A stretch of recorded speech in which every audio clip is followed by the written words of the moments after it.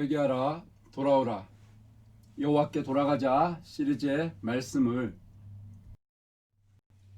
에스겔 33장 11절 중심으로 전하겠습니다. 에스겔 33장 11절 너는 그들에게 전하여라. 나 주 하나님의 말이다. 내가 내 삶을 두고 맹세한다. 나는 악인이 죽는 것을 기뻐하지 않고 오히려 악인이 그의 길에서 돌이켜 떠나 사는 것을 기뻐한다. 너희는 돌이켜라. 너희는 그 악한 길에서 돌이켜 떠나거라. 이스라엘 족속아, 너희는 왜 죽으려 하느냐 하여라. 첫 번째, 하나님은 에스겔을 파수꾼으로 세우셨습니다. 에스겔 33장 7절 너 사람아, 내가 너를 이스라엘 족속의 파수꾼으로 세웠다. 그러므로 너는 내가 하는 말을 듣고 나를 대신하여 그들에게 경고하여라. 파수꾼은 높은 성에 올라가서 적들이 공격해 오면은 이를 빨리 나팔을 불어서 아군에게 알려주는 자입니다. 그런데 하나님께서 에스겔을 이스라엘 족속의 파수꾼으로 세우셨다는데 이스라엘 자손들은 어떤 자였는가? 에스겔 2장 3절부터 7절입니다. 나에게 이르시되 인자야, 내가 너를 이스라엘 자손 곧 패역한 백성 나를 배반한 자에게 보내노라. 그들과 그 열조가 나에게 범죄하여 오늘날까지 이르렀나니 이 자손은 얼굴이 뻔뻔하고 마음이 강팍한 자니라.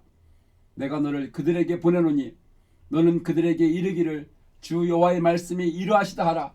그들은 패역한 족속이라. 듣든지 아니 듣든지 그들 가운데 선지자 있는 줄은 알지니라. 인자야, 너는 비록 가시와 찔레와 함께 처하며 전갈 가운데 거할지라도 그들을 두려워 말고 그 말을 두려워 말지어다. 그들은 패역한 족속이라도 그 말을 두려워 말며 그 얼굴을 무서워 말지어다. 그들은 심히 패역한 자라. 듣든지 아니 듣든지 너는 내 말로 고할지니라. 지금 이스라엘 자손들은 패역한 백성, 하나님을 배반한 자들, 심히 패역한 자, 패역한 족속 이렇게 말했습니다. 하나님이 이런 사람들에게 에스겔을 파수꾼으로 보내신 것입니다. 하나님은 에스겔에게 파수꾼의 임무, 책임에 대해서도 분명히 하셨습니다. 에스겔 33장 6절 그러나 만일 그 파수꾼이 적군이 가까이 오는 것을 보고서도 나팔을 불지 않아서 그 백성이 경고를 받지 못하고 적군이 이르러 그들 가운데 어떤 사람을 덮쳤다면 죽은 사람은 그 자신의 죄 때문에 죽은 것이지만 그 사람이 죽은 책임은 내가 파수꾼에게 묻겠다. 하나님이 전하라는 말을 에스겔 너가 전해서 만약에 이스라엘 백성이 그 경고를 받아들였다. 그럼 나는 너에게 책임을 묻지 않겠지만은 내가 전하라는 경고를 네가 전하지 않으면은 그래서 그 사람이 죽게 된다면은 나는 그 사람의 죽은 책임을 너 에스겔에게 묻겠다.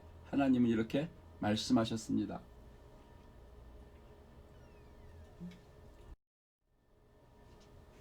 그럼 그 당시에는 에스겔 말고 다른 파수꾼들은 없었는가? 예, 선지자들 있었습니다. 제사장들 있었습니다. 그러나 그들은 하나님의 파수꾼의 그 사명을 충실히 이행하지 않고 있었습니다. 그래서 하나님이 에스겔을 파수꾼으로 세우신 것입니다. 예레미야 2장 8절 선지자들도 바알신의 이름으로 예언하며 도움도 주지 못하는 우상들만 쫓아다녔다. 선지자들이 바알, 우상의 그 이름으로 예언을 했다. 그들을 쫓아다녔다. 이렇게 하고 있었습니다. 예레미야 23장 11절 여호와께서 말씀하시되 선지자와 제사장이 다 사특한지라 악하다. 다른 말로 너무 세속적이다. 내가 내 집에서도 그들의 악을 발견하였노라. 내가 내 집에서도 내 집이 이게 어딥니까? 이것이 성전입니다.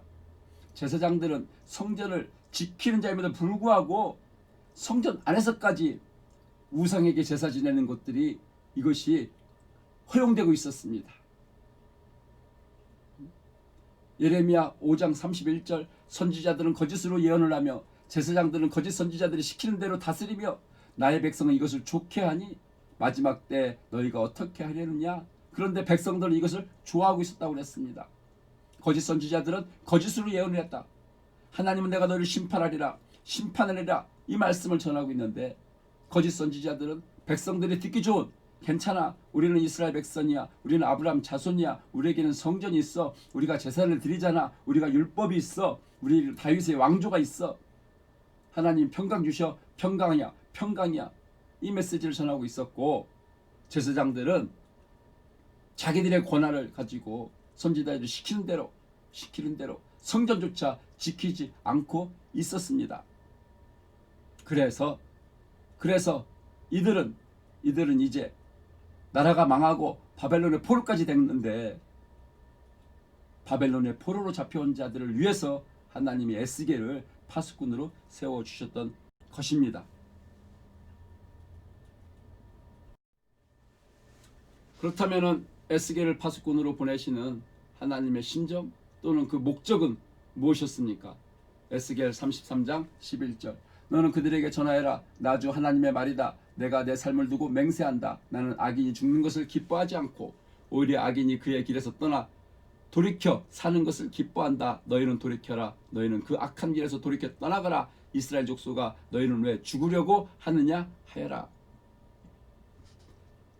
자 잠깐 이 당시 시대 상황을 살펴보겠습니다.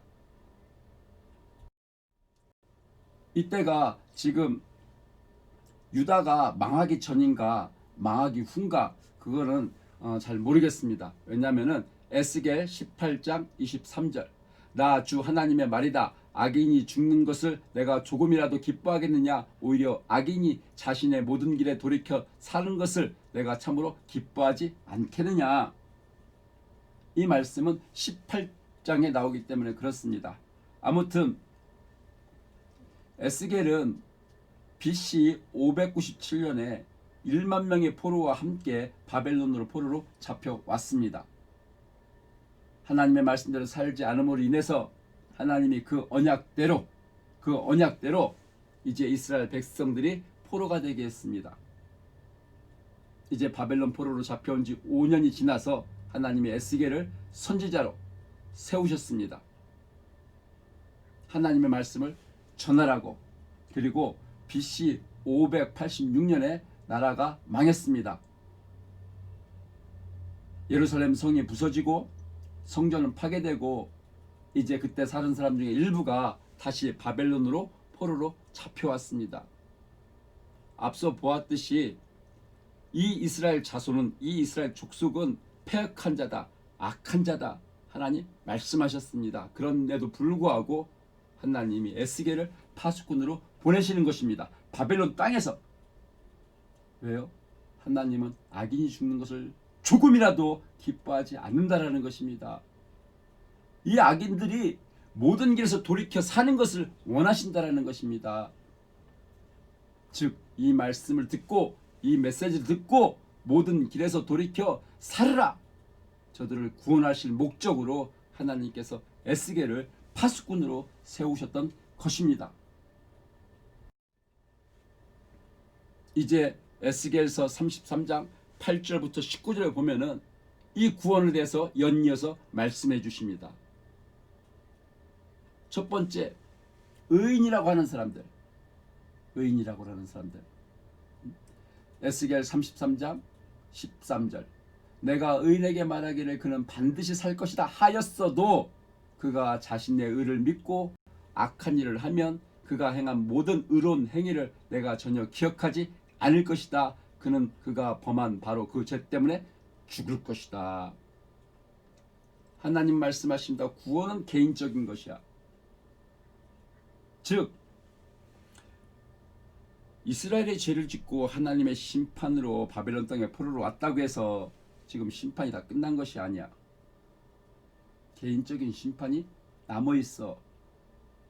나는 너희들에게 구원의 기회를 주고자 하는데 의인이라고 했던 자가 악을 행하면은 그는 그가 범한 그 죄 때문에 죽을 것이야. 현재 현재 시점이 중요하다는 것입니다. 현재 하나님과의 관계가 중요하다는 것입니다. 역으로 이제 에스겔 33장 14절 그러나 내가 악인에게 말하기를 너는 반드시 죽을 것이다 하였어도 그가 자기의 죄에서 떠나 돌이켜서 법과 의를 행하여 전당물을 돌려주고 탈취한 물건을 보상하여 주며 생명으로 인도하는 규정들을 따라 살아 악한 일을 하지 않으면 그는 죽지 않고 반드시 살 것이다. 그가 저지른 옛날의 모든 죄악을 내가 기억하지 않을 것이다. 그는 법과 의를 따라서 사는 사람이니 지금 현재 반드시 살 것이다. 하나님이 이 말씀을 해주셨습니다. 구원은 개인적인 거야. 그 다음에 현시점 기준이야. 현시점 기준이야. 바로 이것 때문에 즉 너희들은 악한 자야 악인이야 죽어야 되는 잔데 내가 에스겔을 파수꾼으로 보낸다. 그 말을 듣고 너희들이 죄에서 돌이켜 떠나 살기를 원한다. 나는 너희들이 죽지 않고 살기를 원한다. 그래서 이 에스겔을 보내셨던 것입니다.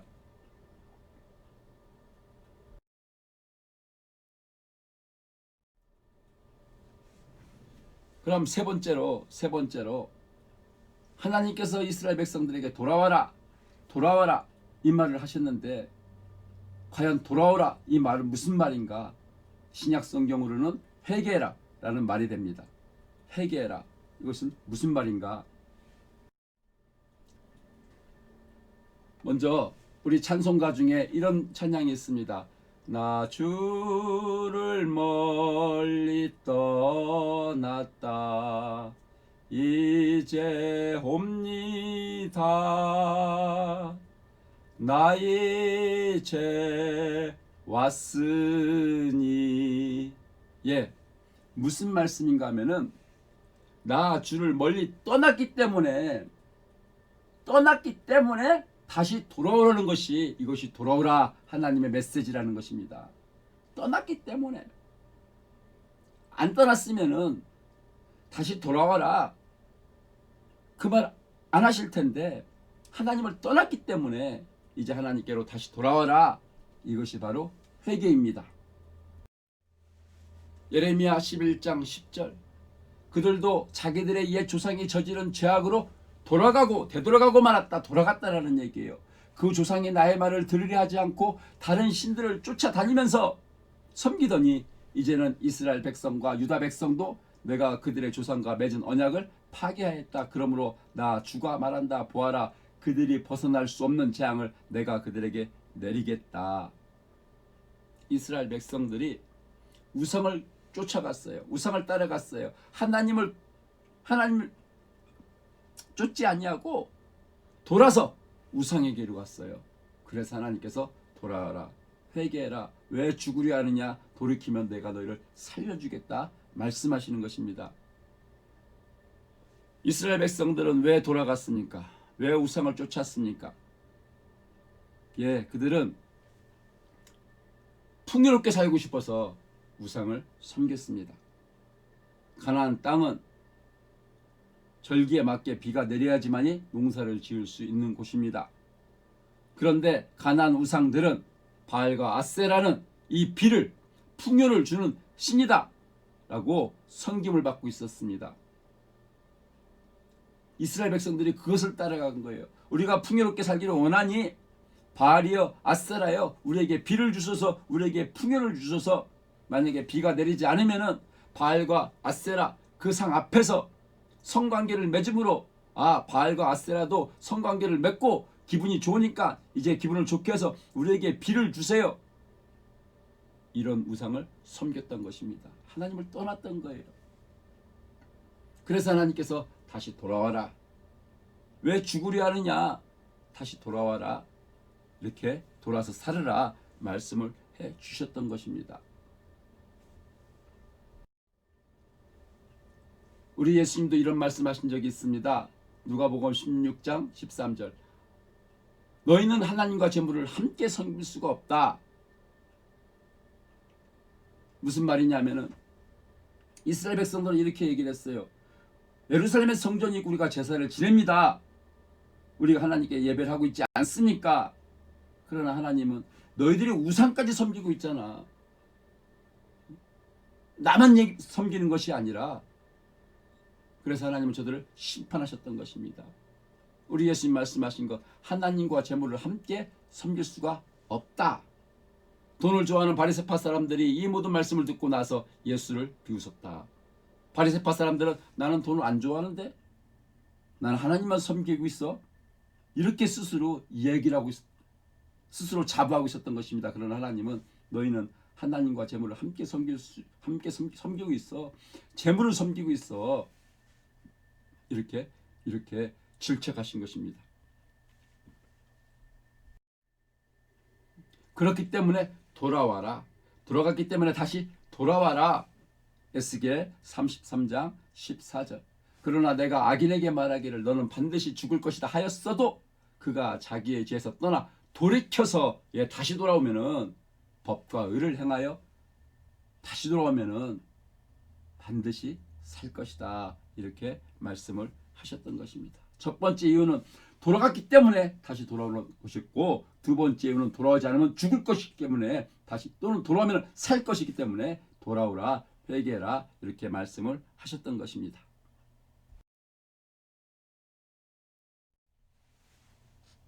이제 돌아왔는가, 회개했는가, 안 돌아왔는가, 회개 안 했는가, 어떻게 확인할 수 있습니까? 어떻게? 주기도문 말씀을 가지고 분명하게 확인할 수 있습니다. 내가 다시 돌아왔는가, 회개했는가, 내가 앞으로 살 것인가, 아니면 내가 돌아오지 않았는가, 회개 안 했는가, 죽을 것인가. 마태복음 6장 9절.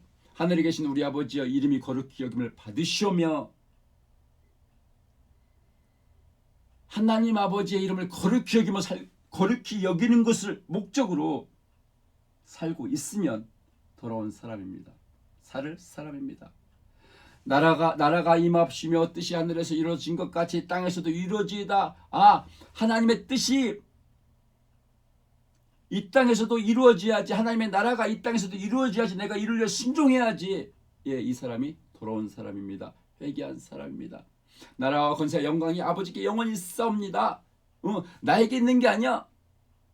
내 권세, 내 영광, 내 나라, 이것 때문에 사는 것이 아니라 하나님 아버지의 나라, 하나님 아버지의 권세, 하나님 아버지의 영광을 위해 사는 것이, 이것이 돌아온 사람, 회개한 사람, 살 사람입니다.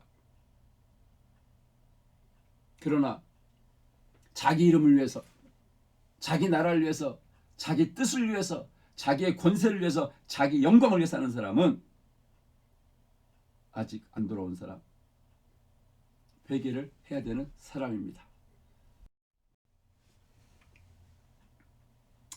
이제 2000년에 우리 주님께서 오셨습니다. 그 첫 번째 메시지가, 선포하신 말씀이 무엇이었습니까? 마태복음 4장 17절. 회개하라, 천국이 가까이 왔느니라, 이 말씀이었습니다. 이 말씀은 파수꾼이 전하는 말씀이었어요. 회개해라, 하나님께로 돌아와라, 여호와께로 돌아가자. 예레미야가 전했던 말씀입니다. 에스겔이 전한 말씀입니다. 그러나 2000년 전에 예수님께서 이 말씀을 똑같이 전하셨습니다. 왜? 이스라엘 백성들 아직 안 돌아와서.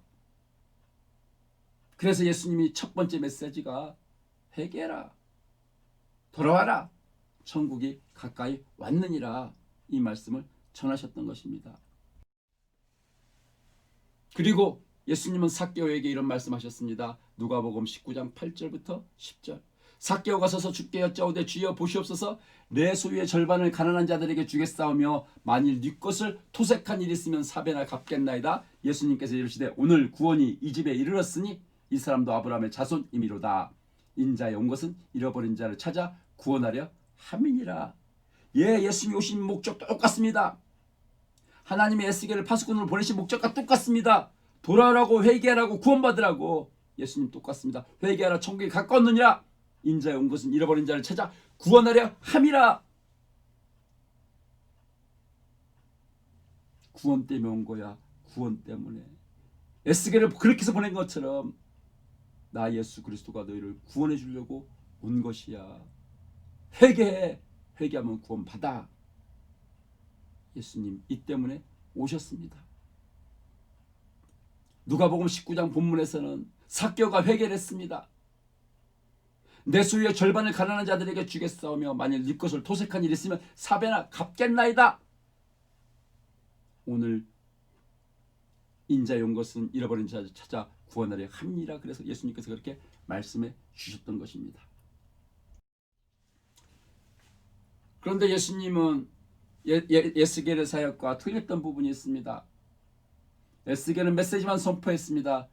그러나 예수님은 십자가에 죽으셨습니다. 회개라 메시지만 선포하신 것이 아니라 십자가에 죽기까지 하셨습니다. 왜? 죄 때문에. 우리 죄를 용서해 주시고 이제 그걸 믿고 회개하면 구원해 주시려고. 영국의 청교도인이었던 리차드 백스터 목사가 이런 말 했습니다. 죄를 그냥 놔두지 마. 만약에 죄를 그냥 놔두면 그 죄는 우리를 그냥 놔두지 않을 거야. 너를 죽게 할 거야. 죄가 너를 죽이기 전에 네가 죄를 죽여야 돼. 없애야 돼. 이런 말 했습니다. 우리가 이 죄 문제 때문에 이 죄 문제가 해결돼야지만이 우리가 구원을 받습니다. 우리는 이 죄를 죽일 수가 없습니다.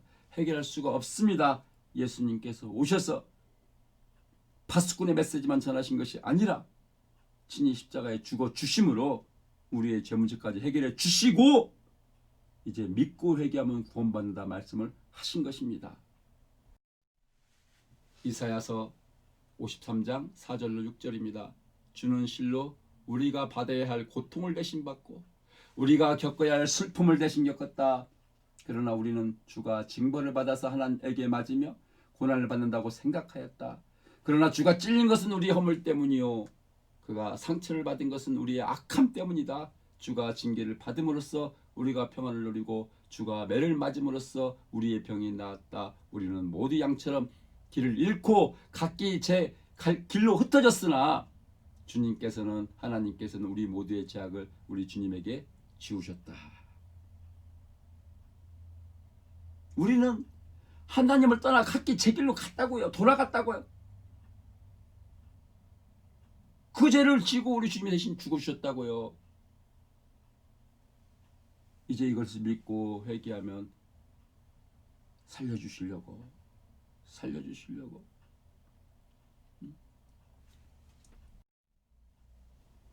이제 말씀을 맺도록 하겠습니다. 여러분, 누구의 말을 믿습니까?